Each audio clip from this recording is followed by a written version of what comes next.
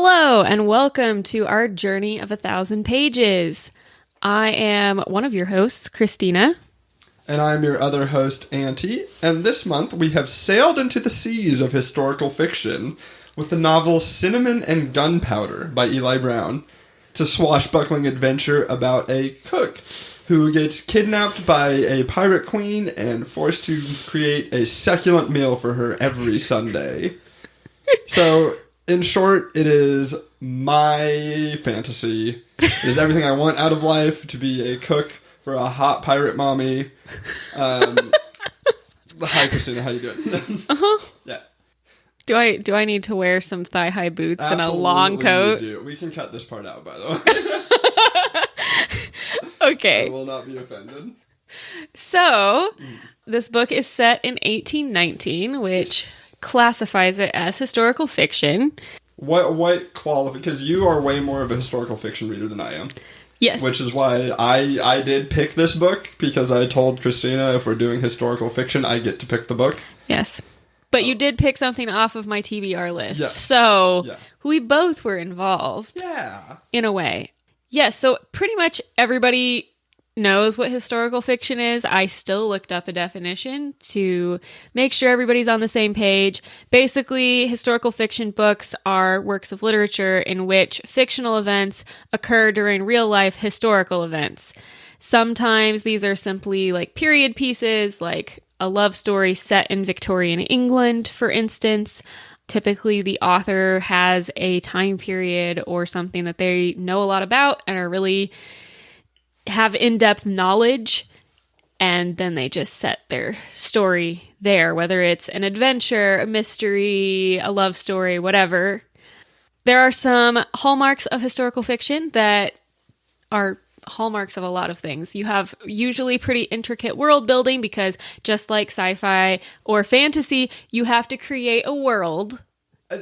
Hold on. Yes. No. Yes. No, I am fighting this one. They are not creating a world. This is the reason I don't like historical fiction, is because it takes place in the real world. I know about it already. I want dragons. I want robot arms. See, and this is the reason I like historical fiction, because I like to be transported to another world, and I count feudal Japan or Victorian England as another world because I've never been there. Because you're racist. I said Victorian England. Yeah, you're racist against the English. Okay. Name one bad thing the English have ever done. Let me pull out my list. Let's look at Cinnamon and Gunpowder. Oh, yes. But world building plays a huge part in historical fiction. I disagree wholeheartedly. We can move on from this. And then the other thing of note, I would say, would be universal themes that make the story relevant to modern audiences. Like what? Like okay, what do you mean by that, I should say? That was rude the way I phrased it. I didn't mean it that way. Like, legitimately, do you have, what do you mean? For instance, in Cinnamon and Gunpowder, we have somebody who has lived in a certain sphere of the world and has certain experiences, and then it's somebody, I don't want to say coming of age, but really like stepping outside of their comfort zone, willingly or not, and experiencing a whole new breadth and diversity of the world. That's a universal experience that anybody can relate to. I feel like you disagree just from the look on your face. I don't disagree. Okay. But I'm just saying, it's the same as every other story with a manic pixie dream girl. Shh. This one just happens to be a pirate. Yeah. I did not realize that. But oh my god, it absolutely is that male fantasy. 100%. I mean, let's again back up like 2 minutes to where you said that this story is your fantasy. You shut I don't know what you're talking about. Oh, okay. You can't prove that. I really could. I could just insert the audio from 2 minutes ago. No. We can't do that. So historical fiction. Yes. I like it. Fiction. You don't. I don't. Not a big fan. There's that. But what I do like is pirates. And there's a few of those in this book. There are. So we said we were going to start with judging the book by its cover. Yes, my favorite segment. I love this. I know I've said this before. I firmly believe the cover of a book says a lot about the book. Not necessarily good, not necessarily bad. It just says things about the book. Yes. So the cover we got in, there's 2 covers at the moment, I think. There are. One of them is with the 2 main characters, this pirate queen and this chef, and with this very, like, whimsical font. That's not the one we have. We have the boring one. In comparison. This one, and to be fair, both covers, they're airport novel covers. Like, they're very much, these are airport novels. Yes. Very simple covers. I wish I could say something about this cover that was interesting, but as I'm looking at it, the thing I didn't notice when we first got the book was that it's basically following all the right rules of marketing. Like, you have your red and your yellow and things like that. Like, it's just checking those boxes. And I didn't realize that until I was looking at it for this segment. But yeah, it's just kind of interesting. It's just like, this is a very basic, underwhelming cover. I mean, yeah, it has some things on the front that are relevant to the plot. It's got some herbs. It's got a couple piles of spices. It's got a octopus, and it has whatever you call a handgun when a pirate uses it in the 1700s. A flintlock? Sure. Yeah, it has a flintlock pistol. You disgust me. I know. You should have known that. I know, I really should have. You should be ashamed of yourself. That's why I was hoping you would, like, cover for me and be like, absolutely not. I will call you out. I know. So, in comparison, the other cover is much more... It has an art style that is what you would expect. Like, the characters are painted as if they were characters painted in, like, the 1800s. And it's kind of cool how they spell out the title, because it's her flintlock pistol going off, and the smoke from that is spelling out Cinnamon and Gunpowder. So that's a little more evocative. It is, and that one is more telling of the story, I believe. Yes. Because one of the things I like about the cover is the main character, is kind of like, he does not have a happy expression on his face. Mm-hmm. And it's just kind of her arm around him, forcing him to come along. And I really like that. Yes, that she's very, the proud stance, the flaming red hair, and he's just kind of I don't want to, not bumbling is the wrong word, but kind of naive, middle-aged chef. Yeah. So speaking of the characters on the cover, we should probably hop into those. So, obviously, as we have mentioned, we have our 2 protagonists. We have the pirate queen. Her name is Mad Hannah Mabbitt. And then we have the chef, whose name is Owen Wedgwood, who is a devout British middle-aged chef. Toff, I believe is the word. What? A toff. Yes, I think. I believe so. Yeah, he's very prissy, very... He has lived I don't want to say cushy, but in comparison to her, has lived a cushy British... Mm-hmm. When we are introduced to him, he is in a position of... Like, he's the head chef of an estate, basically. Yeah, so he has proximity to aristocracy, all of the cooking gadgets and stuff that he needs with apparently no budgetary constraints. And a relatively... Well, I mean, the guy he works for has a massive opium trade, so... Yeah. So, yeah. Which is, kind of a spoiler, not really. Like, it's... what do you expect? Versus, she's the pirate queen with a reputation of being insane and darting all over the oceans and wreaking havoc. And it would have been great if we would have been shown some way that she was insane and why they think this. That would have been great. But unfortunately, that doesn't happen. I'm sorry. I liked this book too, guys. I enjoyed this book. I don't know why I'm shitting on it. I think too that part of that might just be the naming schematic of the period. Like, if you look at civilized society, looking at pirate lifestyle, of course they're going to look at that and be like, oh, they're insane. That's fair. And so I think they just slap that on there. It's the same way with, like, the Wild West, That's that the valid. outlaws have these crazy names, and you're like, okay, are they actually as bad as it says, or is it just because they are living a very alternative lifestyle? Right. And may or may not have done crazy things. I mean, probably. But most people did in those times. That's true. The Brits snorted mummies. Like, this was the time period that they were snorting mummies, right? I don't know about snorting, but they were indeed bringing mummies back. They were eating them, yes. Okay. They were eating mummies. That's one of the reasons that we have fewer mummies than we should today in museums, is because they were having dinner parties. That's, wow. Okay, that's beside the point. I'm sorry. We can get into the weird things about the Victorians on another podcast. When you read a novel set in that... Wait, is this Victorian era? Ooh. That's a fantastic question. I know that's when Vicky was in charge, but I don't remember when she was in charge. Oh my gosh. This is a little bit before the Victorian era. Victorian era. The Victorian era started in 1837. Okay. To like the beginning of 1900. Great.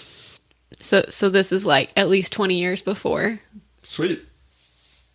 There you go. go. I'm so sorry. You're like, I have no concept of time. No, this means nothing to me. I am instantly forgetting this. Okay. I don't know why I asked. I knew I would not remember. I don't know. All right, so there's our two characters. We have Owen Wedgwood. We have Hannah Mabbitt. And then we are kind of backed up by the motley crew of pirates. As you expect. As you expect. You have the big muscular first mate, who also likes knitting. You have these twins who are kind of like kung fu experts. Yeah. Because you gotta have a martial artist. It does feel very much like every crew of outlaws you've seen. It really does, especially now at this point in history where I think people are playing a lot with having very like oxymoron of a character where you have, like you said, the big muscular first mate and his hobby is knitting little scarves for everybody. Right. Which on the one hand shows, complexity of character and whatever, but at this point it's starting to feel like shorthand. It does, for sure. But I still would rather that than just have the big muscular guy. Like, that's still a level of, like, at least one more layer to a character. Yes, it's trying to break away from stereotypes, because I really just think about, like, the first time I remember seeing this is when Tangled came out. Yeah, exactly. And that she has that song that she sings in the, like, Little Ducky I'm malicious, mean, and scary. My sneer could curdle dairy. Yes, that one. I won a lip sync contest with that song. Okay. I got a golden harmonica. That's very proud. That's beautiful. Yes, and Vladimir collects ceramic unicorns. That's exactly the guy I was thinking about, the big scary guy that creates tiny little unicorns. So yes, there you have the motley crew of varying diversity.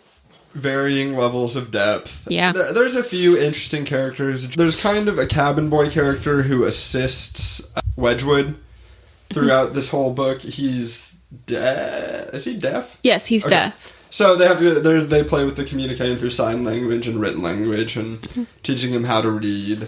Most of the crew is kind of one-note archetypes. Yeah, it's kind of just background pirate, as you would expect. Yeah, to be fair, it's 300 pages. This book was not about the background characters. They were about Wedgwood and Mabbitt and a few other characters that are kind of spoilery. Yes. The thing that I think stood out to me starting this book the most is it's written from the perspective of Wedgwood as a journal that he is keeping as he is confined to this pirate ship and all of his attempts to escape. Starting out the book, the first few pages in like the first chapter do very well with making him sound like a snooty, pampered, like high-class British chef. Yes. Just the language he is using and the pompousness of it all, I would say, is very well done. I really appreciated it. To me, I did not feel like that voice held for the rest of the book. And I don't mean that in a character development kind of way, like Wedgwood has changed and moved on and like started talking more like the pirates he's with. Not really. To me, it seemed like the author kind of forgot about the voice a little bit. That is fair. Not the whole time, but there are definitely moments where it's like, this feels very out of place. Yeah. I mean, okay. Since you mentioned the opening pages, now I'm wanting to read like the opening paragraph or so just to give the tone that you're talking about. Sure. So it opens with a paragraph called Dinner Guests, in which I am kidnapped by pirates. I do love chapter titles that have, what are those called? Like, I don't know what it's called, but it is great. The like taglines for the chapters. Yeah, like Dining with the Devil, in which I earn a pillow. It's fantastic. All right, so the opening paragraph of this says, "This body is not brave, bespeckled with blood, surrounded by enemies, and bound on a dark course whose ultimate destination I cannot fathom. I am not brave. The nub of a candle casts quaking light on my damp chamber. I have been afforded a quill and a logbook only after insisting that measurement and notation are crucial to the task before me. I have no intention of cooperating for long. Indeed, I hope to have a plan of escape soon. Meanwhile, I am taking refuge in these blank pages to make note of my captor's physiognomy. Thank you. And to list their atrocities that they might be properly brought to justice, but most of all to clear my head, for it is by God's mercy alone that I have not been driven mad by what I have seen and endured." Which really isn't that much. At this point in the book, it's been hardly anything. He saw like one guy get shot. Yeah. And to be fair, it was his boss. So at the start of the book, he is talking about, like you said, the horrors that he has witnessed. And he is setting this up to tell the story of how he got kidnapped. He's traveling to this dinner party with his boss. Mm-hmm. And at one point, he makes a comment about how, because they had to travel light, he couldn't bring his kitchen staff with him. Yes. Thank God, because then they still have their lives. The only person that got shot or even remotely harmed when Mabbit came and raided the dinner party was his boss. That's the only person who got hurt. Why is he talking like they murdered everybody? They didn't. They shot one guy who was an opium dealer, which we learn later in the book. I will say, one of the tones of this book that strikes me as very funny is because they're trying to set it up, or he is trying to set it up as Ramsay, Wedgwood's boss. They're setting it up as Wedgwood being like, oh, my boss is so righteous and pure, and these pirates are the bad guys. And it's like, because this book was written in 2013. This book was written in 2013, which means we are at the point that we already know the rich and the powerful are not the good guys. The pirates are the good guys. Like, we have had so much media about this. Nobody is coming into this book that's, like, centered around pirates thinking, oh, maybe the rich guy's the good guy. Maybe they're the ones who are pure and innocent. And then no one's surprised that he's an opium dealer. This is not a surprise. And Wedgwood is so shocked. I don't think he's shocked that, I mean, obviously he knew his boss dealt in opium. No, he didn't.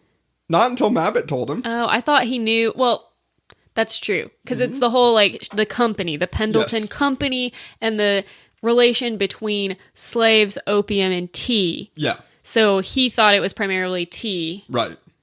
Because at this point, like, the slave trade had been outlawed in the UK. So he was not aware of the connections to the other two and just how dark and grim the world is and all the corruption. Yeah.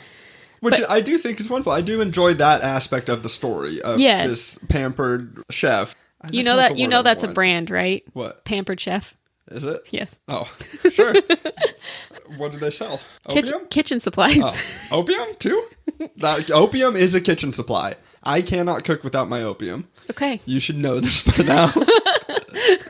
Maybe it's because to me, it did not feel like Wedgwood was the one being surprised. It felt like Wedgwood was supposed to be surprised for the audience. You know, yes. Being surprised was supposed to be my reaction as I read this, is what it seemed like, or was the intention. Yeah, like Wedgwood was the vehicle for your audience to be experiencing this world, which makes sense because it is a journal. Yeah, so we only are getting his perspective. Right. So maybe I'm wrong. Like, maybe it does make sense. This brings me, and a note we both have, is the weird morality Yes. Which this is not the only book or story that has done this. Yes. Where you have your gang of outlaws who are the heroes, because obviously everybody loves an outlaw. But then they have some code that makes them not the bad guys. Well, I don't think that's necessarily a bad thing, because outlaw with a code is a fantastic trope. The problem with this one is it's like, so Mabbit hates opium. And everybody on her boat hates opium. Yes. But everyone else loves opium. And it's just kind of like, there's a point where, like, if opium gets mentioned, she goes insane about it. That's Like, probably where she gets the nickname. Probably. I am so shocked and appalled about, like, she hates opium because it attributes to slavery, basically. And because when she was a young, like, brothel worker, one of her friends got hooked on it and whatever. So tragic personal connection to opium. Sure. It'd be like, I don't know, it'd be like if you had a friend today that, like, overdosed on, like, fentanyl or something. Sure. But that every time it was mentioned, you, like, freaked out and were like, this is a horrible thing. Yes. And, like, I get that, but she is a pirate. That's the part that doesn't make sense. She has cut people's ears, legs, balls off. Like, we are told how she has done horrible things to people. Yes, and we do witness at least once. Yeah. That or her, like, blowing up a boat of people. Yeah. And whatever. So, like, she has committed atrocities. She is a pirate. But then she acts so high and mighty and dumps the opium overboard at every opportunity. Which it feels like a ploy to get the audience on her side. I didn't need that to be on her side. I was on her side. Pirates are sick, okay? Pirates are awesome. And let your bad guys be a bad guy. Even if your bad guy is one of the protagonists of this story, let them be a bad guy. Listen, we all like rooting for the bad guy every once in a while. That's true. I do think it is a delicate balance. Sure. And I do think one thing that is difficult with historical fiction in particular is because it's set in a different time period that has different values. So, for instance, you set a story, 100 years ago, okay, they're going to have different perspectives on, like, gender roles or racism or whatever. Sure. Like, there's going to be stuff like that's difficult because I would think as an author, you're trying to make sure that, like, your protagonist or whatever, you're trying to get your audience to be sympathetic with them. That's really hard if you have a protagonist that is accurately displaying the general, like, the average attitude of the time in terms of, like, being really racist towards people or whatever. So I think that's why a lot of times you'll have either some kind of character arc for that character where, like, they start as racist and they end that they're not racist, or they just from the beginning they're one of the only characters that's not racist, which again, yes, in every time period there were people that disagreed with the social mores of the time. It's just, I don't know. Sometimes it doesn't feel realistic. Sure, and it's complicated. So maybe as somebody who reads more historical fiction, with the morality of the pirates themselves, what did you think about it? Were you okay with it as a form of, okay, but don't let your bad guy can be a bad guy, but your bad guy cannot be a Nazi? You know what I mean? Yes. You can garner support for a bad guy up to a point. Like, there are certain things you will not garner support for. Your bad guy will be like, okay, no, they need to die now. In this novel, because they are this, they will die. Or, not... You know what I'm trying to say, I think. And I hope it is clear. I think so. I didn't think there was quite as much anachronism in this book. Okay. Again, I do think part of that... There were moments that felt like the author was kind of moralizing for the audience. Sure. But I also am not sure how much of that is because it's Wedgwood's... We're viewing the world through Wedgwood's eyes. And it's him realizing the world is more diverse and more complicated, because there are times that he, obviously a pirate crew is more diverse, like, racially speaking, and there's times that he says things that are kind of like borderline racist, and then he's like, realizing that, like, I thought this was like this weird heathen thing, and then decides that, it's not. Like, for instance, he gets injured at one point and the Asian kung fu guys are using some quote unquote like Chinese medicine on him. Acupuncture. Yes, they're using. Oh yeah, there's that too. There's I is forgot. that what you were talking about? I was talking about some of the other stuff that they were doing, like the massage and like different stuff that he thought was like these horrible heathen practices, and then was like, oh, actually, it's kind of great. Right. Or, you know, him seeing two pirates that are in a homosexual relationship, and he's initially like super homophobic. I remember the point in the book where he stumbles into an orgy. I was trying to forget about that one. That brought me joy. There's a point where they're trying to find a traitor on the ship, and he thinks he found the traitor. So he's the guy he thinks it is like, meet me here at midnight. So Wedgwood goes and meets him, and the guy opens the door, and it's an orgy. Yep. It's a pirate orgy. Yep. And then Wedgwood runs away like a coward. He should have joined. What do you mean? Anyway. Yeah, sorry. So yes, there's some stuff like that happens in the book that, yes, I seesawed back and forth between it being like the author is trying to impose his morality on the audience, and then also me being like, well, also it's just the character of Wedgwood, realizing that there's more, the world is more complex than the one that he came from. Mm-hmm. Which I think is one of the beautiful things with pirate stories. Yes. I love pirates, man. They're so fun. Mm-hmm. Everything about them is great. I want to be a pirate. Can we buy a ship? We live in Indiana. And? It's a little landlocked. Can we buy a land ship? A sky ship. We could be sky pirates. I have some sci-fi you should read. Space whales. I could see it either way, now that you've been talking about the moral anachronism that may or may not be present. It is hard to tell.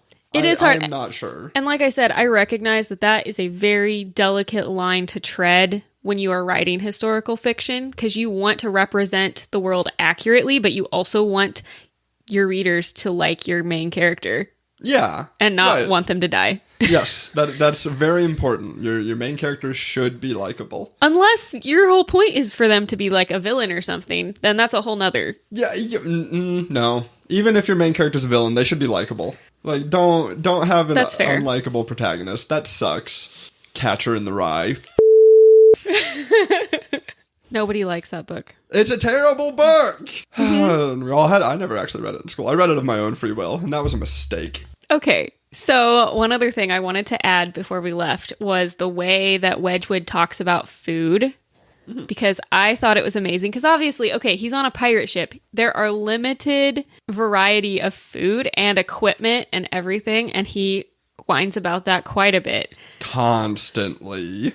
But I mean, again, he goes from having a fully equipped, like up-to-date, top-of-the-line kind of kitchen to being like, I have a fire pit.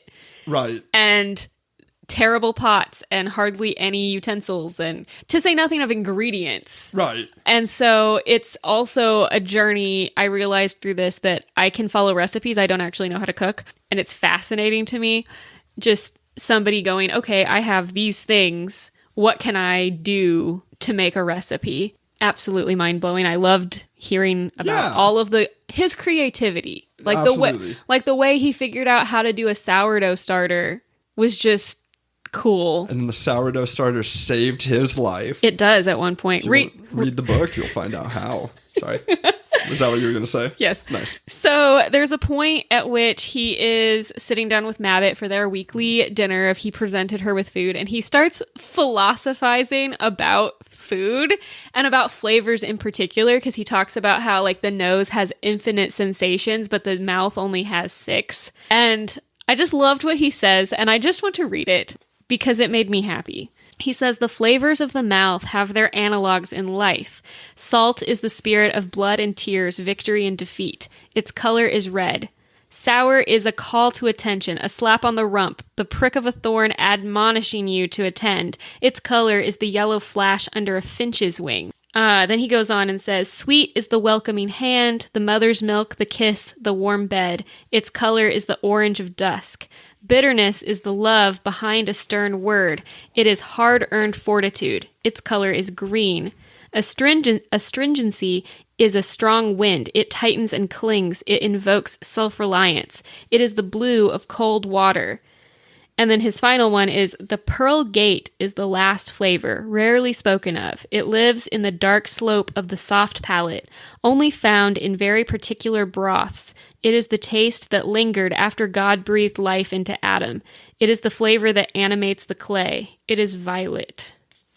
So that kind of gives you a taste, of Shut up. how he talks about food and how important it is to him. Yeah. As we are both people who very much enjoy cooking, like I really did like that aspect of it, of him, like you said, trying to figure out what to make, and the passion that he expresses towards food. Yes, and especially as he discovers, because obviously they're traveling, and him discovering new ingredients and how to work with them. Like, what can he use coconut water for? Or like they run into some Japanese whalers at one point and he gets miso and he's never heard of it and he doesn't understand what it's made out of, but like he tastes it and is like, this is good. And immediately makes a broth with it and then starts thinking of like, what else can I use this for? And it's really cool to see him discover new things like that, or like him saying, he'd never he's tried to make curry, but he never had tasted curry, so he didn't know what it was supposed to taste like. And so him getting the fresh spices and discovering how to make curry, and it's just really cool. Yeah, it is. To see him branching out both as a person, having all of these new experiences in the world, but then also how it's impacting his passion in life, which is cooking. Yeah. Do we need to talk about the romance at all? We can. There's a romance. That's it. If you couldn't tell, there's a romance between Mabbit and Wedgwood. I'm not going to lie. Going into this book, I thought it would be more fluffy and more romantic, like really quickly. And while we didn't see a lot of it, quote unquote, like on screen, we got a darker, probably more accurate vision of piracy. And the romance kind of got tacked on towards the end. It does feel that way, unfortunately. I mean, to be fair, it's a slow burn. It is, but then it's also just like, and boom, done. Yep, yeah. It's a slow burn, and then bam, we're It is very abrupt. Yes. It goes straight from them being, captor and captive, and then that continues for like half the book. And then all of a sudden they're having dinner one day and he's like staring too long and like looking at her neck and her freckles. And I'm just like, this is weird. Dude, stop. What else are you going to do on a pirate ship? Gotta do something. Like the pirate captain. So, yes, it is not the fluffy, fun romance. No. If that's what you're looking for, not this book. Nope. This is a little more realistic, but it is there. All right, ratings. Are you ready? Yes. All right, I'll start this one. I give it 3 stars. Hey, me too. Like I said earlier, it's a good airport novel. It's a little over 300 pages. It's a light adventure. I would say there's not a lot of depth to it, but if you want a fun little pirate adventure that won't take you long to read, hey, there you go. It took me, I want to say, a day to read. That's true. You read it exceptionally quickly. Because it is, like, once you get into the writing style, which I do think is, it reminds me of other stuff I've read from that era without being quite as dense. Yes. And it has very short chapters. I appreciate both of those. I appreciate both of those in the type of book this is. Yes. Which is, it is intended to be light and intended to be just a fun adventure. You keep saying fun. I don't know that I'd classify this book as, like... I had fun. Oh. I liked when she blew the guy's up. I liked the food. I liked when she cut his leg off. I liked the food. But yes, I would give it 3 stars. It's a nice little pirate read. Christina, what hast thou consumed?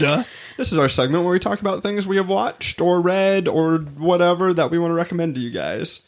So what are you bringing this month? So I want to talk about a movie that we saw, I think, about a month ago. Okay. I think so. I don't know. Anyway, a movie we saw recently in theaters, which, as far as I know, it is still in theaters, so you have an opportunity here. It's called Sinners. It's about vampires in the South, basically. It's in Prohibition-era America. 2 African-American twins that were from this area in the South. They left. They went to Chicago, whatever. They've come back. They're going to open a juke joint, and it's really... most of the movie, it takes place in a single day. Okay, so the entire movie, I didn't know what a juke joint is. So it's a club. Yes, It's a club. it's a nightclub. Yeah. They've got a bar, they've got food, they've got a dance floor, and people playing live music. Yes. That's it. Cool. I just wanted to specify because they mentioned it. I'm like, I don't know what this is, but I'm assuming. Yeah, so these guys are. They are opening a club for Black Americans in the South during Prohibition. Yep. They bring a lot of fancy alcohol from Chicago, and then there's vampires. Yes, and the vampires want to eat them. The vampires, the main vampire is also Irish. He's very sexy. This is just because he plays Irish music. Listen, he does a jig, and okay, I'm not gonna lie. The rendition of "Will You Go, Lassie Go" in that movie has been. That's why I've been singing it so much. I've been listening to it on repeat. The music in this movie, it is phenomenal. Oh my god, so good. Like technically, this would be classified as like folk horror, but the music is so integral to the plot. I would also say it's a musical. But not in your typical sense of a musical. Not like everyone stop, we're going to do a choreographed little musical number, and then we're going to go back to like the movie. It is interwoven into the plot. The characters are in conversation with the soundtrack of the movie. That is such a good way to put that. Because it's not, like you said, it's not quite a musical. They aren't stopping, doing a number, and then continuing. Mm-hmm. But the music does play an integral part, and the characters are playing the music that is integral. Our focal point is a young banjo player who's probably, I don't know, I want to say 16 to 18, somewhere in that range. He works cotton fields. His dad's a preacher. And he wants to play music. He has a special ability that makes the music almost magical, the way that they portray it in the movie. That's just music. That's how they're treating all music. It's not just him. It's just music. It's just music? Yeah. Music attracts vampires. Because it's good. Yeah. And vampires are sexy. And vampires are into sexy things. And music is sexy. So, yeah, you should go watch this movie. Yes, it's a great movie. Sorry. It is fantastic. I say that as somebody who does not particularly like horror. It's not super scary. It's not super scary. It's not super gory. There are moments, but also, I mean, if you've seen, I don't know what this is called, what this trope is called in horror. You have the whole movie, and then it gets to a point where it's, the remaining few survive the night kind of thing. That trope. Sure. I'm calling it Survive the Night.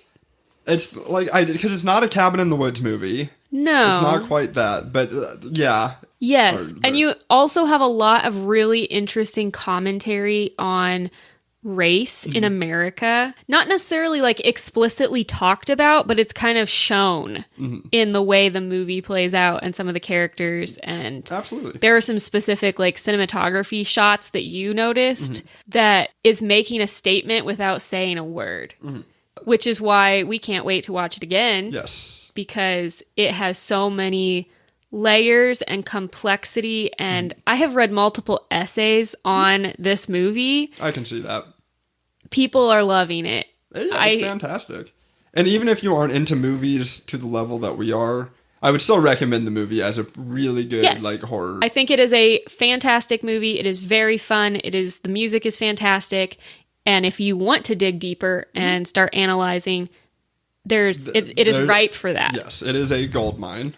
So yes, go see Sinners. Yes. All right, and I am bringing, kind of related to this, this is not something that I have consumed recently, but a show that we both have watched, another pirate romance called Our Flag Means Death on HBO, Max, HBO.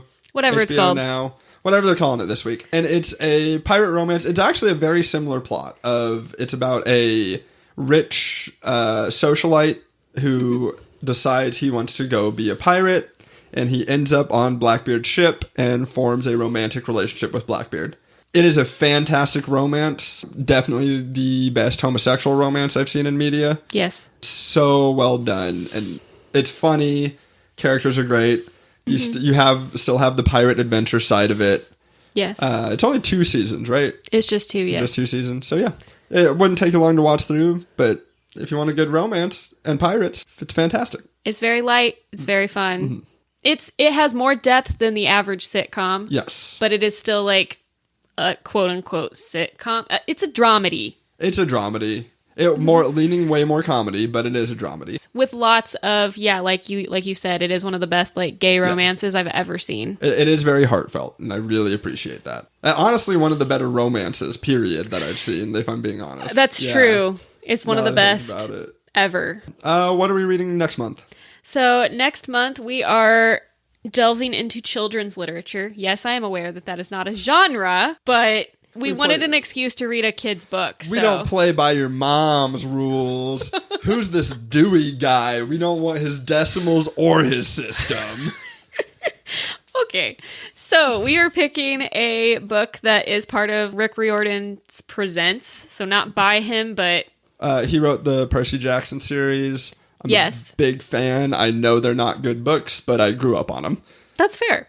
So we are reading one that is part of his collection. It's written by Kwame Mbalia. It's called Tristan Strong Punches a Hole in the Sky. Yes, I was attracted to this just because the title is very interesting. Mm-hmm. But in a sentence, it's about a 7th grader who's grieving the death of his best friend, feeling kind of like it's his fault, and gets involved with African-American gods, both from American folklore and from African mythology. So characters like John Henry and Anansi the Weaver. I might be mispronouncing that. I'll find out. I have no idea.